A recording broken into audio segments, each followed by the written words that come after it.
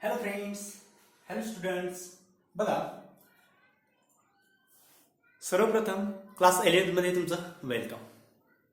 ठीक आहे. आणि आपण सुरुवात करणार आहोत जनरल केमिस्ट्री पासून. ठीक आहे. म्हणजे आज फक्त आपण बघणार आहोत इंट्रोडक्शन ऑफ केमिस्ट्री. काय बघणार आहोत?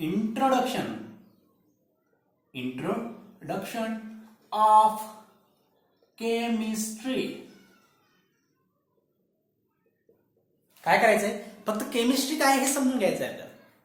ठीक आहे. बघा, 10वी मध्ये बरेच असे चॅप्टर तुम्हाला होते सायन्समध्ये. ठीक आहे. त्याच्यामध्ये वेगवेगळ्या रिॲक्शन सुद्धा तुम्ही बघितलेल्या आहेत. पण ऍक्च्युअल केमिस्ट्री काय? केमिस्ट्रीची ओळख तुमची 10वी पासून झालेली आहे. तशी 8वी 9वी पासून तुमची केमिस्ट्रीची ओळख झालेली आहे. केमिस्ट्री काय आहे? बघा, जनरल केमिस्ट्री डेफिनेशन तुमच्याकडे असू द्या. Chemistry the branch of science. कशाची शाखा आहे केमिस्ट्री? सायन्स, विज्ञानाची शाखा आहे. बरोबर. बघा, the branch of science which deals with study of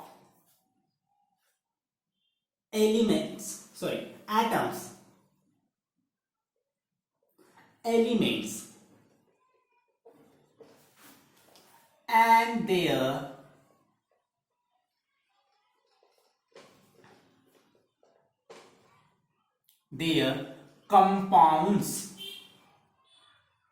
and their compounds structure, composition,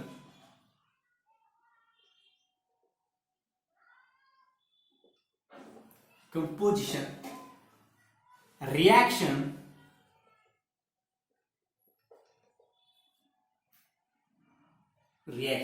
बघा, केमिस्ट्री डेफिनेशन भरपूर आहे. किती तुम्ही त्याला इलॉंगेट करू शकता केमिस्ट्रीच्या डेफिनेशन. पण जनरल केमिस्ट्रीची डेफिनेशन जर तुम्हाला विचारली तर तुम्हाला सांगता यायला पाहिजे की काय असतं general chemistry. Chemistry is the branch of science which deals with the study of atoms. कसे स्टडी करायचे आपल्याला? ॲटम्स. ठीक आहे. नंतर एलिमेंट्स, म्हणजे जे काही ॲटम्स आहेत त्याच्यापासून वेगवेगळे एलिमेंट, कुठल्या ॲटम्सला कुठला एलिमेंट म्हणायचं आहे, एलिमेंट्स. नंतर अँड देअर कंपाऊंड्स, त्या एलिमेंट्स पासून किंवा त्या ॲटम्स पासून कुठल्या प्रकारचे कंपाऊंड्स तयार होतात. फॉर एक्झाम्पल, सपोज तुम्हाला सांगितलं या ठिकाणी हा एक मॉलिक्युल्स आहे, कंपाऊंड्स आहे. काय? CH4. काय? CH4. बघा, याच्यामध्ये काय 2 एलिमेंट आहेत. कुठले आहेत? एक आहे कार्बन, एक आहे हायड्रोजन. काय? हायड्रोजन. म्हणजे बघा, कार्बन आणि हायड्रोजन मिळून हा काय बनलाय? कंपाऊंड बनलाय, मॉलिक्यूल बनलाय. म्हणजे बघा, या ठिकाणी ॲटम्स किंवा एलिमेंट्स कुठला आहे? कार्बन आणि हायड्रोजन. म्हणजे कार्बनचा एक अणू आणि म्हणजे एक ॲटम्स आणि हायड्रोजनचे 4 अणू म्हणजे 4 ॲटम्स मिळून काय बनलाय? हा बनलाय मिथेन. काय बनलाय? मिथेन. आलं लक्षात? म्हणजे बघा, atoms, element and their compounds, म्हणजे आपल्याला कशाचा स्टडी करायचा? एलिमेंट्सचा तर करायचा, ॲटम्सचा तर करायचा, पण त्याच्यासोबत त्यांची जी काही कंपाऊंड्स आहेत म्हणजे वेगवेगळे एलिमेंट्स, वेगवेगळे ॲटम्स कंबाईन करून वेगवेगळे मॉलिक्युल्स तयार होणार आणि त्यांचा स्टडी करायचा आपल्याला. त्यांचा पण कसा स्टडी करायचा आहे? आपल्याला त्यांचं स्ट्रक्चर बघायचं आहे, म्हणजे त्या स्ट्रक्चरचा अभ्यास करायचा आहे. नंतर आपल्याला त्याचं कंपोजिशन म्हणजे त्याच्यामध्ये कार्बनचे किती अणू आहेत, हायड्रोजनचे किती अणू आहेत. ठीक आहे. त्याचं कंपोजिशन आपल्याला चेक करायचं आहे. त्याचा मॉलिक्युलर वेट काय आहे, बरोबर आहे, त्याचा मास काय, त्याचा बॉइलिंग पॉईंट काय. ठीक आहे. म्हणजे ह्या सगळ्या प्रॉपर्टीज आपल्याला स्टडी करायच्या आहेत. आणि जे काही कंपोजिशन आहे, जे काही स्ट्रक्चर आहे, जे काही मॉलिक्युल्स बनलाय त्याच्या केमिकल रिॲक्शन, म्हणजे हा जो काही मॉलिक्यूल बनलाय हा मॉलिक्यूल कोणकोणत्या प्रकारच्या रिॲक्शन शो करेल. सपोज या मॉलिक्यूलमध्ये सपोज XYZ मी या ठिकाणी ऑक्सिजन मॉलिक्यूल जर यूज केला, ऑक्सिजन मॉलिक्यूलची आणि मिथेन मॉलिक्यूलची जर मी रिॲक्शन केली तर मला कुठल्या प्रकारचा कंपाऊंड मिळतोय त्याला म्हणायचं रिॲक्शन्स. म्हणजे त्याची दुसऱ्या मॉलिक्यूल सोबत आपल्याला काय करायचे? रिॲक्शन्स करायचे. बरोबर आहे. म्हणजे केमिस्ट्रीची डेफिनेशन काय आहे तुम्हाला? काय? Chemistry is the branch of science which deals with the study of कशाचा study? Atoms, elements and their compounds, structure, compositions, reactions, ठीक आहे, एक्सेट्रा एक्सेट्रा. तुम्ही त्याच्यामध्ये अजून काही ऍड करू शकता, त्याच्या फिजिकल प्रॉपर्टी, त्याच्या केमिकल प्रॉपर्टीज भरपूर आहे. ठीक आहे, पण जनरली तुम्हाला जर विचारलीच कोणी तर तुम्हाला सांगता यायला पाहिजे की केमिस्ट्री काय, ऍक्च्युअल केमिस्ट्री काय. बरोबर आहे, आता तुम्ही केमिस्ट्रीचा सब्जेक्ट शिकताय पण केमिस्ट्री म्हणजे काय हेच आपल्याला माहिती. बरोबर आहे, व ठीक आहे केमिस्ट्री आम्हाला सब्जेक्ट आहे पण नेमकं काय आहे तुम्हाला जर विचारलं what is mean by chemistry, मला काय आपल्याला माहिती केमिस्ट्री काय आहे पण समोरच्याला ऍक्च्युअली काय पाहिजे त्याची डेफिनेशन. Got it? आणि ती डेफिनेशन आपल्याला सांगता यायला पाहिजे. ठीक आहे, म्हणजे बघा केमिस्ट्रीमध्ये आपल्याला स्टडी करायचं elements, atoms, their compound, their compositions, structures, reactions आणि मच मोर.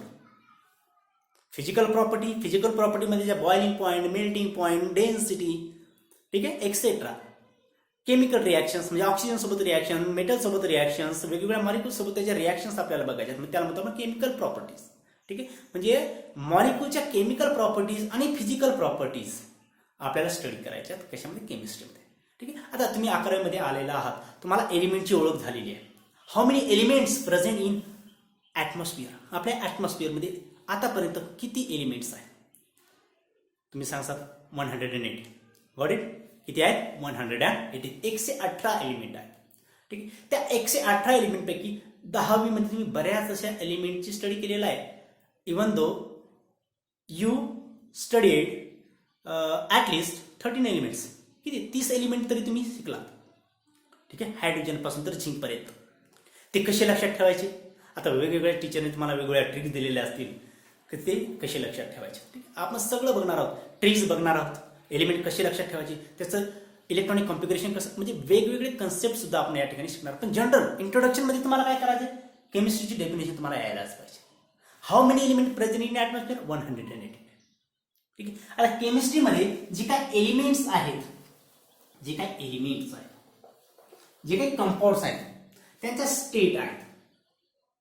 स्टेट आता बघा, म्हणजे वेगवेगळे मॉलिक्युल्स, वेगवेगळे कंपाऊंड्स, वेगवेगळे एलिमेंट्स हे वेगवेगळ्या कंडिशनमध्ये आपल्याला आढळतात. सपोज तुम्हाला जर विचारलं की बाबा पाणी कसं आहे, पाणी काय? एक मॉलिक्युल्स आहे. पाणी काय? H2O हे आहे पाणी. पण हा काय एक मॉलिक्युल्स आहे, त्याच्यामध्ये काय एक ऑक्सिजन आणि 2 हायड्रोजन आहे. बरोबर आहे, एक ऑक्सिजन आणि 2 हायड्रोजन याच्या मिळून पाणी बनलंय. ठीक आहे, आता ऍक्च्युली पाणी कसं आहे तुम्हाला जर तुम्ही काय म्हणता, पाणी हे लिक्विड आहे. काय? लिक्विड. म्हणजे त्याला काय म्हणतो आपण, त्या पाण्याची ती काय झाली, स्टेट झाली. म्हणजे मॉलिक्युलच्या स्टेट आपल्याला बघायच्या. त्याच्यामध्ये काय कोणकोणत्या स्टेट असतील? सॉलिड, एक असेल लिक्विड आणि एक असेल गॅस. ठीक आहे, म्हणजे बघा जे काही वॉटर आहे H2O हे कसं आहे? लिक्विड. आता काय करायचंय, या लिक्विडला जर तुम्ही टेम्परेचर जर दिलं म्हणजे उकळलं, पाण्याला जर का तुम्ही हीट केलं तर त्याच्यातून काय बाहेर पडतात? वेपर्स पडतात की नाही? H2Oच्या काय बाहेर पडतात? वेपर्स बाहेर पडतात. बरोबर आहे, ही कुठली स्टेट झाली त्या वॉटरची? मॉलिक्युल एकच आहे पण स्टेट कुठली आहे? Vapour state. वेपर म्हणजे त्याला काय म्हणतो आपण? गॅस. बरोबर आहे की? वेपर स्टेट म्हणजे गॅस. बघा याच पाण्याला जर का तुम्ही फ्रीज केलं तर काय केलं? फ्रीज. बरोबर आहे, त्याचं टेम्परेचर कमी केलंय तर याचं कशामध्ये कन्वर्जन होईल? राहतं पाणीच पण हे पाणी कसं आहे? सॉलिड आहे. अरे बर्फ बनते की नाही? Solid state. म्हणजे बघा पाण्याच्या 3 अवस्था आहेत, solid, liquid and gas.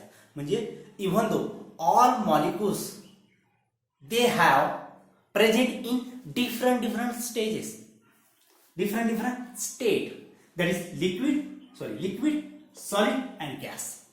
And we can convert molecules one state to another state. Got it? One state to another state. म्हणजे एका स्टेट मधून दुसऱ्या स्टेट मध्ये आपण मॉलिक्यूलला कन्वर्ट करू शकतो, कन्वर्जन करू शकतो. आलं लक्षात? ठीक आहे, म्हणजे बघा या ठिकाणी आपल्याला केमिस्ट्रीमध्ये बघायचं काय जनरली. ठीक आहे, आपण एलिमेंट बघणार आहोत, एलिमेंट सुद्धा बघणार आहोत. ठीक आहे, येणाऱ्या लेक्चरमध्ये आपण सुरुवात करणार आहोत जे काही चॅप्टर्स, भरपूर असा वास्ट सिलेबस आहेत 11वी आणि 12वीमध्ये. त्याच्यात तुम्हाला JEE CET, NET वेगवेगळ्या एक्झाम तुम्हाला क्रॅक करायच्या आहेत आणि त्याच्यासाठी सिलेबस होणं गरजेचं आहे. बरोबर आहे की नाही? ठीक आहे. म्हणजे तुम्हाला समोरच्या लेक्चर तुम्ही बघण्या अगोदर तुम्हाला जे काही 11वीमध्ये झालेले एलिमेंट्स आहेत ते एलिमेंट्स रिमाइंड करायचे. बरोबर, त्याच्यावरती थोडी स्टडी करायचं आहे तुम्हाला, तुम्ही काय शिकला. ठीक आहे. आजच्या पुरतं आपण या ठिकाणी थांबू. नेक्स्ट लेक्चरपासून आपण नवीन टॉपिक, नवीन चॅप्टरला सुरुवात करू. Class 11 chemistry. ठीक आहे. Again welcome in class 11 science, even though in chemistry. ठीक आहे. All the very best. अभ्यास करायला सुरुवात करा. थँक्यू.